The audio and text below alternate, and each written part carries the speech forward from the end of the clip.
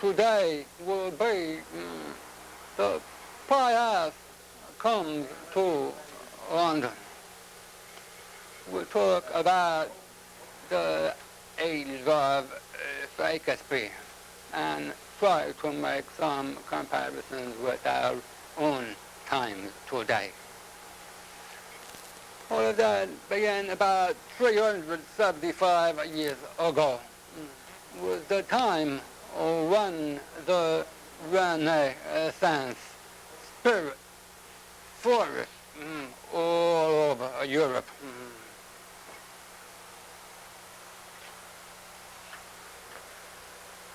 That began in Italy, over here, and spread through France, through Spain, and went up across the English Channel until it touched and lit the spark in England.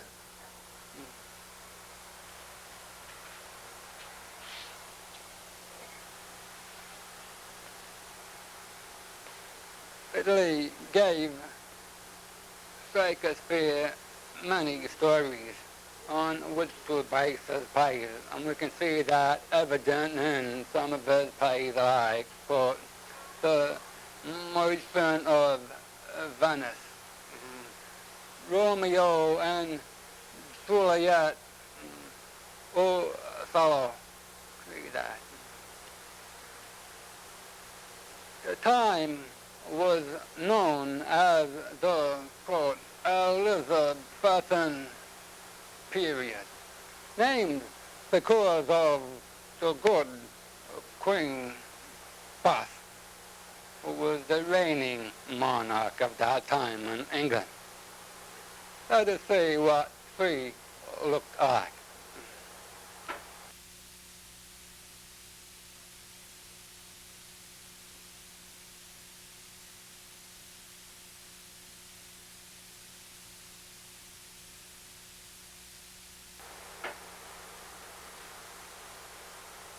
Queen Elizabeth was really the people's leader. She was interested in all kinds of people and all different activities. She encouraged the arts, painting, music, dancing, and drama. She knew what the common people wanted and was often a good soul.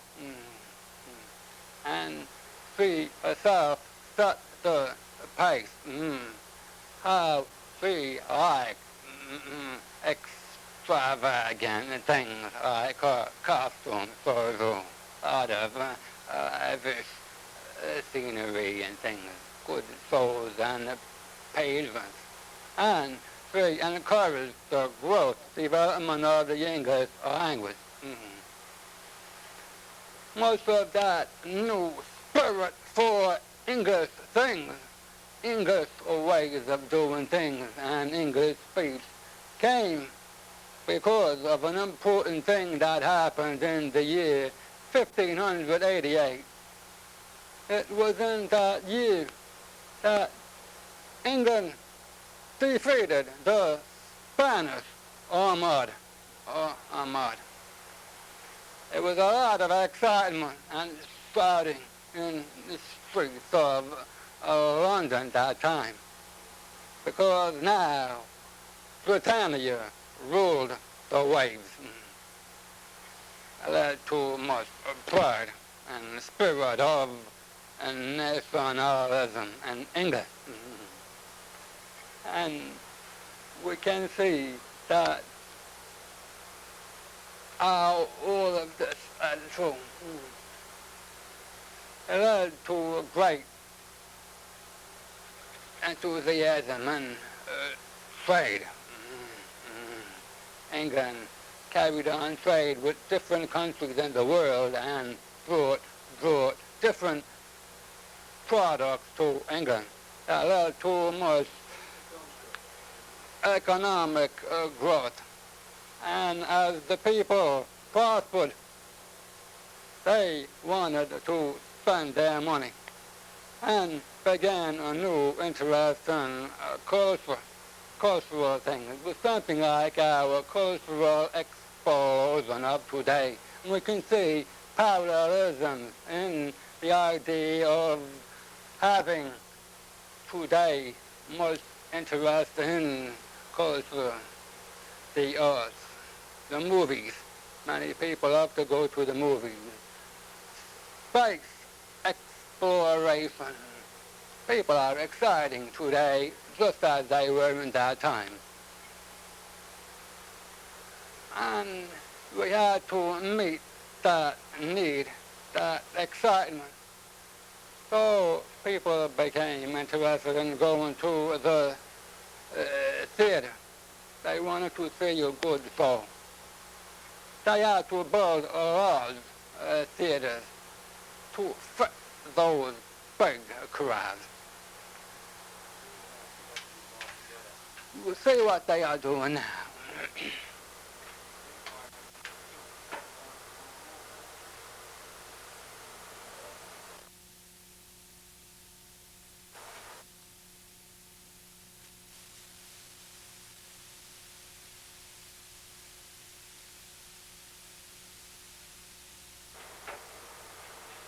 See what the Globe Theater looked like. It was wooden framework yeah, with a large courtyard in the center. It was open court. There was nothing overhead. They had only broad daylight with the sun shining, with no electricity or lights in those days.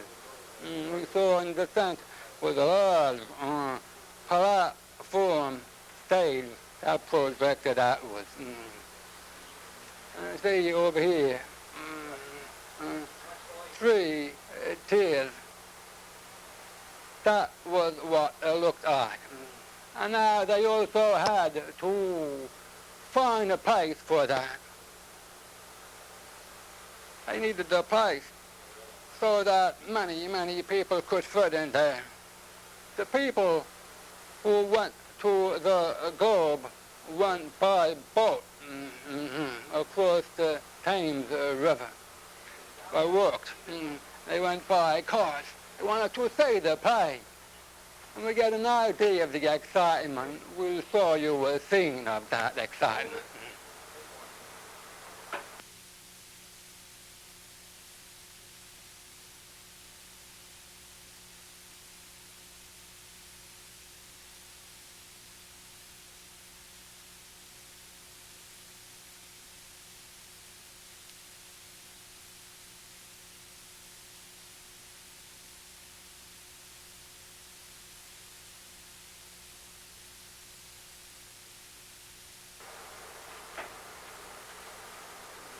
What the stage looked like, and you can see that on the ground. People stood, people who couldn't afford the price of a good, comfortable seat like the rich people seated in the balcony. Shakespeare had to meet the needs, the taste of those different people who went to the Globe. He didn't have much scenery to work with. He didn't have any lighting effects. What did he have? He had his magical language. And it was through that beautiful poetry that he painted word pictures that allowed the people to imagine what the scene was like. We can see that in many of his plays. You can see it in Romeo and Juliet. In that play, it all happens in broad daytime with the sun shining brightly. And it is 4 o'clock in the afternoon. But when Romeo speaks to Juliet, you can actually imagine that night time in that town of Verona, Italy, and that Juliet is over there, and you can smell roses and all of that. The same is true in the play called The Merchant of Venice. We have in that play a scene that shows the lover, man named Lorenzo, speaking to his love, girl named Strasica. And through his words, he paints the scenery. Let us hear those words. Quote, how sweet the moonlight sleeps upon this bank.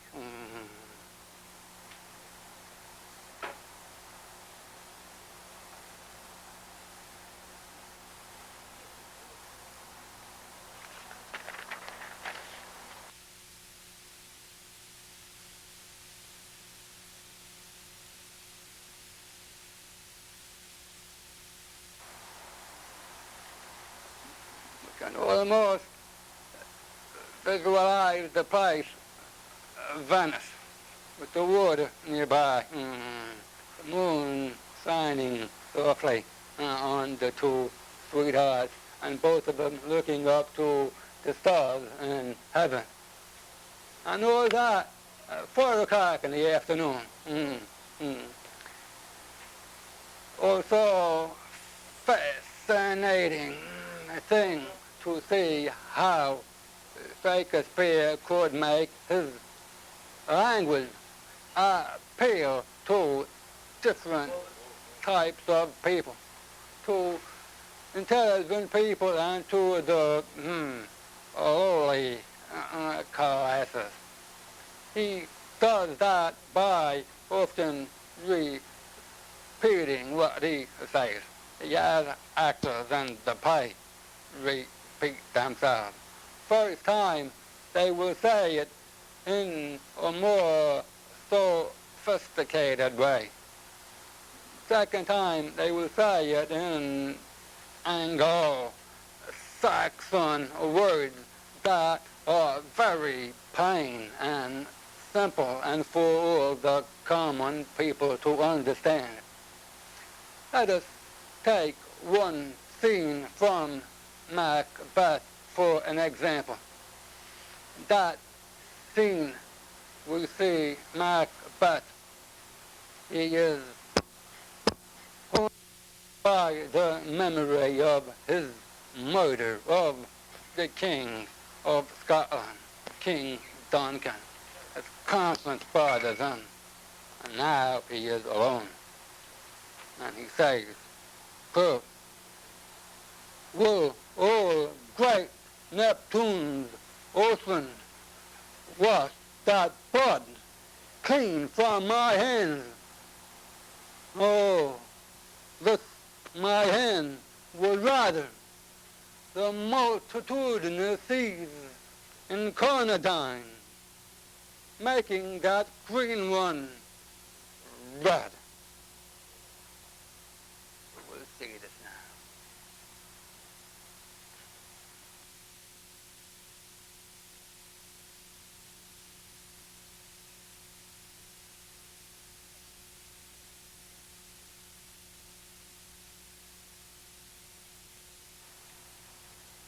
In that line, quote, the multitudinous seas incarnadine. Those words come from the Latin. We call them Latinate derivatives. And we can see that they are big words, $10 words that appealed to the cultivated people seated in the galleries.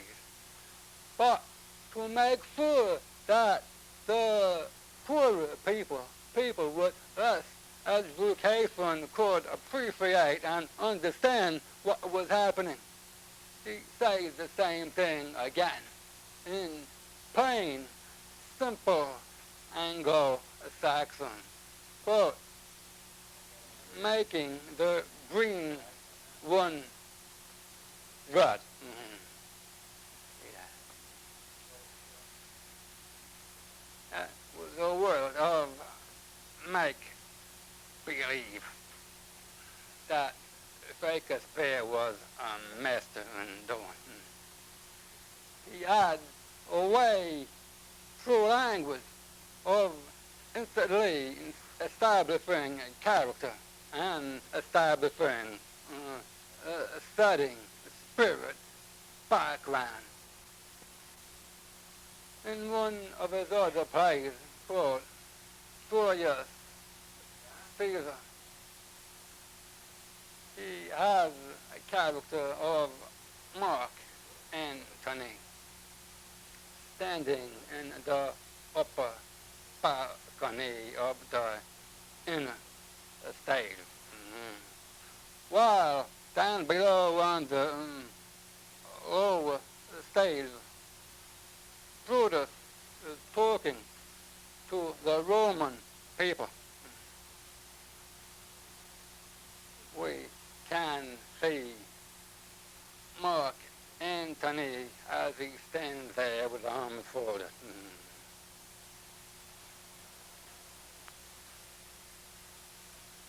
Looking down on Brutus there, listening to the reasons why Brutus killed Caesar. When Brutus finishes talking, Mark Antony waits a few seconds, then he announces to all, quote, friends, Roman countrymen, lend me your ears. Then he begins to come down from that high platform to the low stage, and he continues speaking. I come to bury Caesar, not to praise him. The evil that men do lives after them. The good is often buried with their bones. So let it be with Caesar. The noble Brutus has told you that Caesar was ambitious. If that was so, it was a grievous fault, and grievously hath Caesar answered that. Here, on the leave of Brutus and the rest, all honorable men, come I to speak at Caesar's funeral.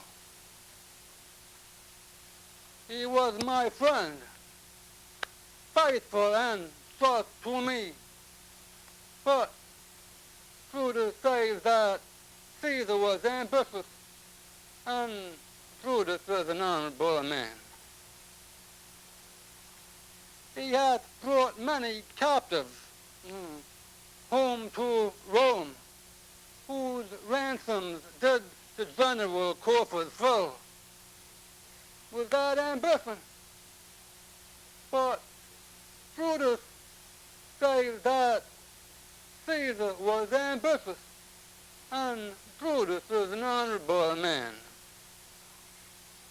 When that the poor have cried, Caesar himself hath wept with them. Was that ambition? Ambition should be made of sterner stuff than that. But Brutus says that Caesar was ambitious, and Brutus was an honorable man. You all did see that on the Lupercal I thrice presented him a kingly crown, which he did Christ refused without ambition. But Brutus says that Caesar was ambitious, and Brutus is an honorable man. I speak not to disprove what Brutus spoke, but here I am to speak what I do know. You all did love him once, not without cause. What cause prevents you now from loving him still? Oh, judgment, thou art fled to Brutus' peace, and men have lost their reason. Bear with me. My heart is in the coffin, there with Caesar, and I must pause till that come back to me.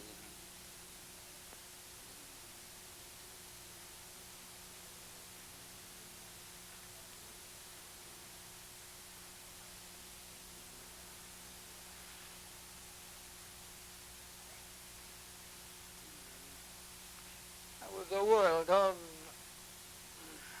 make-believe, made by Shakespeare. And his magic is so evident